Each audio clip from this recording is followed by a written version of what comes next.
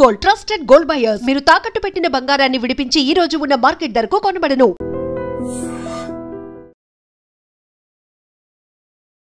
Hi hello నమస్తే, welcome to I dream. నేను మీ శ్రావ్య. మనతో పాటు ఇప్పుడు ఉన్నారు ఫైనాన్షియల్ ప్లానర్ మధు గారు. నమస్తే సార్. నమస్తే అండి. ఎలా ఉన్నారు? ఫైన్ అండి. మీరు ఎప్పుడు వచ్చినా ఒక కొత్త అప్డేట్తో వస్తారు. ఇప్పుడు నేను ఒక క్వశ్చన్తో వచ్చాను. ఏంటంటే Mitra SIP, SBI Mitra SIP అనే ఒకటి వింటున్నాం, బాగా పాపులర్ అవుతుంది. అసలు మిత్రా సిప్కి నార్మల్ సిప్కి ఏంటి డిఫరెన్స్? సో ఈ మధ్యలో కాన్సెప్ట్ అనేది చాలా రోజుల నుంచి ఉంది. అది ఎస్బీఐ మిత్ర అండ్ ఐసిఐసిఐలో ఫ్రీడమ్ ఎస్ఐపి అని కూడా అంటున్నారు దీన్ని. అయితే దీని ఒక కాన్సెప్ట్ అనమాట. మ్యూచువల్ ఫండ్లో ఎస్ఐపిని కొన్ని రోజులు చేసి దాని నుంచి మళ్ళీ అది ఆటోమేటిక్గా ఎస్డబ్ల్యూపీగా మారి మనకు కొంత అమౌంట్ అనేది రిటర్న్ ఇస్తారు. అయితే ఇందులో మీరు 8 years, 10 years, 12 years, 15 years అని 10 years ఉంటాయి. మీరు కనుక 8 years ఎస్ఐపి చేసినట్టయితే ఎగ్జాక్ట్లీ మీరు ఎంతైతే ఎస్ఐపి చేశారో 10,000 ఎస్ఐపి చేశారు కదా. ఇప్పుడు నేను ఎస్ఐపి అని అంటే కార్పస్ క్రియేట్ చేస్తాము, అది ఎప్పుడో పిల్లలు ఎంజాయ్ చేస్తారు అనే ఊహలు కొంతమందికి ఉంటాయి కదా.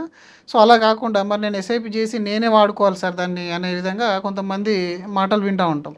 అంత తొందరగా ఈ ఈక్విటీ కూడా అర్థం కాదు అందరికీ. సో ఈ ఎస్బీఐ వాళ్ళు మిత్ర అనే కాన్సెప్ట్ ఎలా లాంచ్ చేశారంటే, మీరు 8 years, 10 years, 12 years, 15 years SIP చేయండి, దాని తర్వాత మీకు ఒక ఆప్షన్ ఇస్తాడు, దాన్ని మళ్ళీ ఎస్డబ్ల్యూలోకి మార్చేస్తారు ఆటోమేటిక్గా. ఓకే. ఆ మార్చిన తర్వాత మీరు కనుక 8 years చేస్తే మీరు ఎంతైతే ఎస్ఐపి చేస్తారో అదే అమౌంట్ని మళ్ళీ మీకు లైఫ్ టైం ఇస్తారు.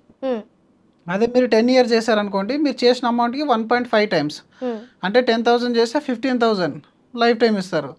అంతేకాకుండా మీరు ఏదైతే 12 years చేస్తారో 12 years ప్లస్ మళ్ళీ 15 years చేస్తారు. ఇప్పుడు 15 years చేశారనుకోండి, మీరు 10,000 చేసినట్టయితే దానికి 3 times, 12 చేసినట్టయితే మీకు 2 times, అంటే 12 years చేస్తే 10,000 బికమ్ 20,000.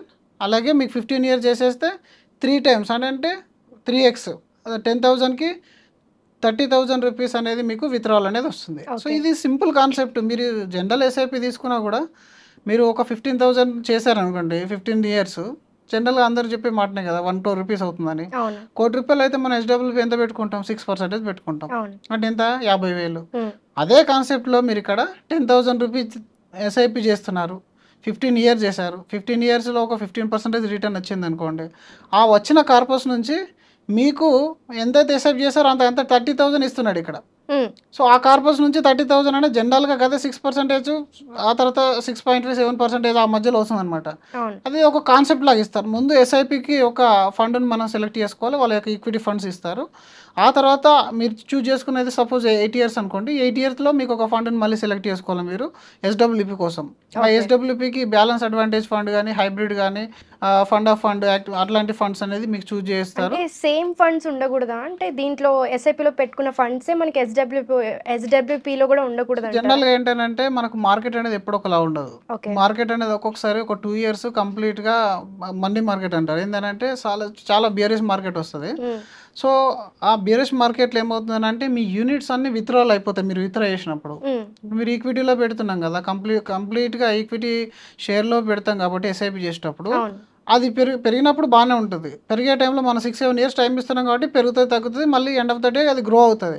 కానీ ఎప్పుడైతే విత్డ్రాల్ స్టార్ట్ అవుతుందో, మీ విత్డ్రాల్ అనేది ఇప్పుడు ఈక్విటీలో మనకి ఎన్ఏవి అని ఉంటుంది, మ్యూచువల్ ఫండ్లో ఎన్ఏవి అనేది మీరు విత్డ్రా చేస్తున్నప్పుడు యూనిట్స్ అనేటివి, ఆ ఎన్ఏవికి లింక్ అయిన యూనిట్స్ అనేటివి మీకు విత్డ్రా అయిపోతాయి. అంటే ఎన్ఏవి తగ్గుతుంది మార్కెట్ తగ్గినప్పుడు, దానివల్ల ఎక్కువ యూనిట్స్ మీరు విత్డ్రా చేయాల్సిన అవసరం అనేది వస్తుంది.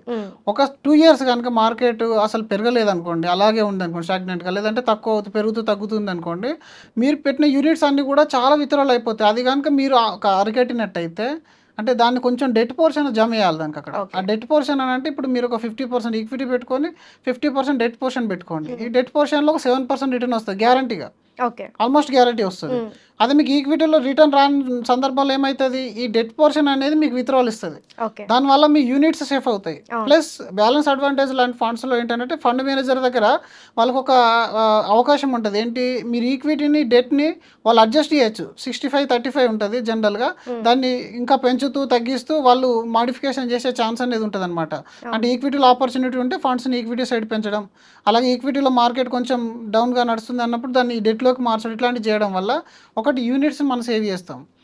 అందులో చాలా మందికి ఇది డౌట్ కూడా ఉంటుంది, మరి నేను ఈక్విటీ నుంచి డెట్ మార్చినప్పుడు నా రిటర్న్ కూడా ఎఫెక్ట్ అవుతుంది కదా అని చెప్పేసి. జనరల్గా మీరు కనుక ఈక్విటీ నుంచి అంటే డెట్ పోర్షన్ ఒక 20% మీరు యాడ్ చేసుకున్నట్టయితే మీకు జరిగే నష్టంలో మార్కెట్ ఎప్పుడైతే డౌన్ అవుతుందో దాదాపు మీకు 2 to 4% అనేది ప్రొటెక్షన్ అనేది వస్తుంది. 2 to 4% వస్తుంది. రిటర్న్లో చూసుకుంటే హార్డ్లీ 1.5 ఉంటుంది. దానికి మనకి ఏమైనా ట్యాక్స్ పడుతుంది అంటారా? ట్యాక్స్ ఏం పడదు, అది ఫండ్ మేనేజర్ లెవెల్లోనే జరుగుతుంది. మనం ఏం సొంతంగా చేయాల్సింది ఏమి ఉండదు. సో ఎప్పుడైనా సరే ఈ కాన్సెప్ట్లో మనం ఎస్ఐపి చేసిన తర్వాత అంటే ఇప్పుడు ఒక రకంగా ఎడ్యుకేట్ చేయడానికి జనాల్ని, మీరు ఇంత ఎస్ఐపి చేసినట్టయితే ఇంత మీరు రిటర్న్ తీసుకోగలుగుతారు అనేది ఒక ఎజంప్షన్. ఎక్కడ కూడా గ్యారంటీ కాదు. ఈవెన్ ఎస్బీఐ తీసుకున్న, ఐసిఐసిఐ ఫ్రీడమ్ షిప్ తీసుకున్నా కూడా వాళ్ళిద్దరు ఏం గ్యారంటీ ఇవ్వట్లేదు. బట్ ఆ కాన్సెప్ట్లో ఇస్తున్నారు. ఆ కాన్సెప్ట్లో ఇవ్వడం వల్ల ఏంటి, నేను ఈరోజు 10,000 పెడితే నాకు ఈ 10,000 9th ఇయర్ నుంచి లైఫ్ టైం వస్తుంది.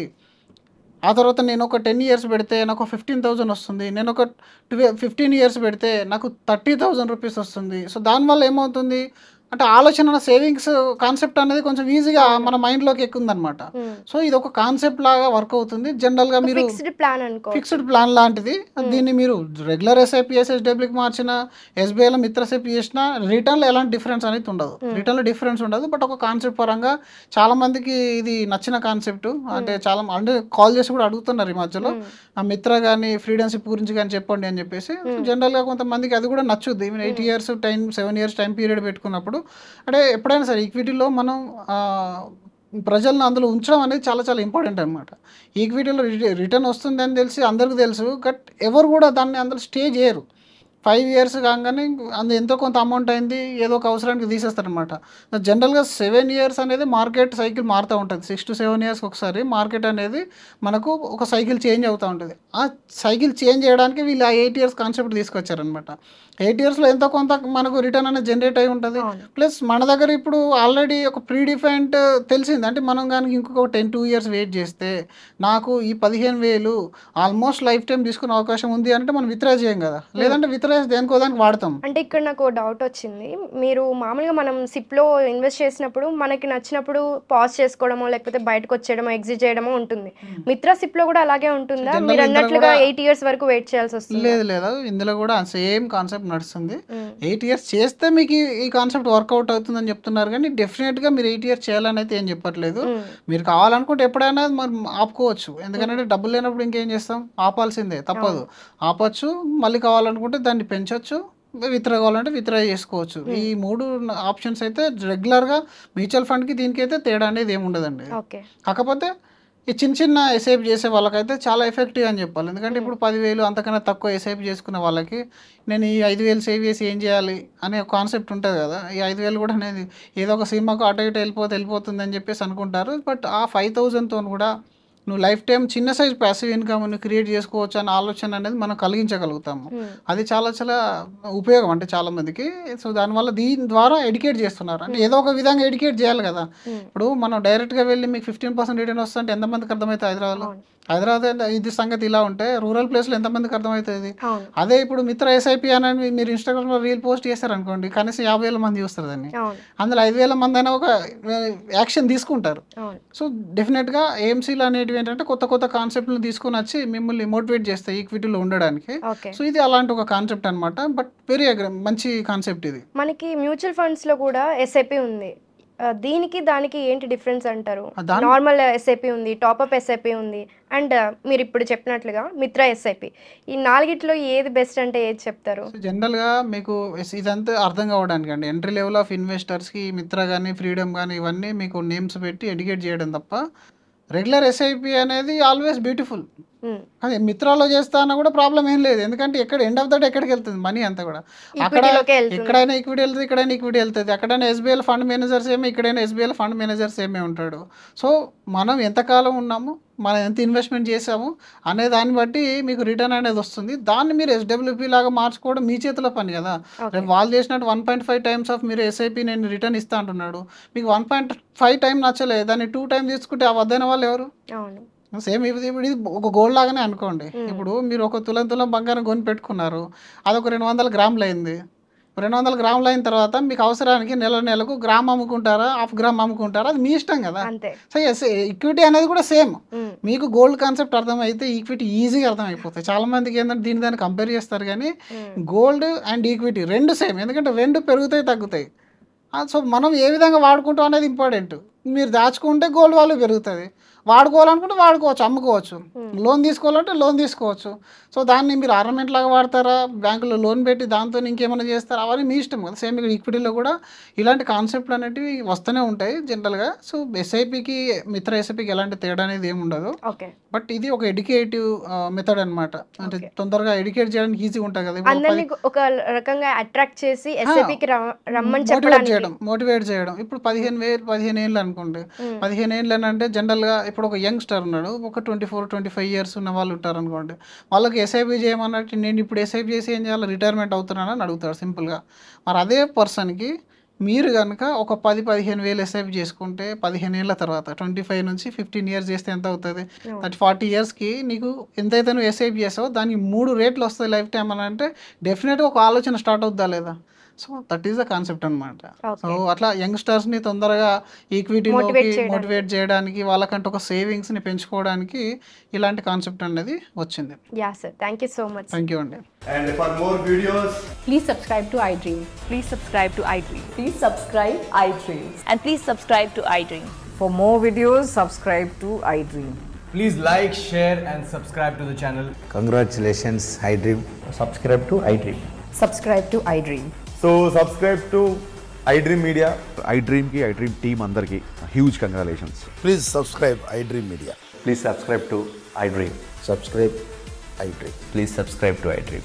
iDream అంటే నా కళల ఛానల్ను సబ్స్క్రైబ్ చేసుకున్న నోరు తిరుగుతలేదు, మీరైతే గంట గుర్తు కొట్టండి. For more such videos, please subscribe to iDream.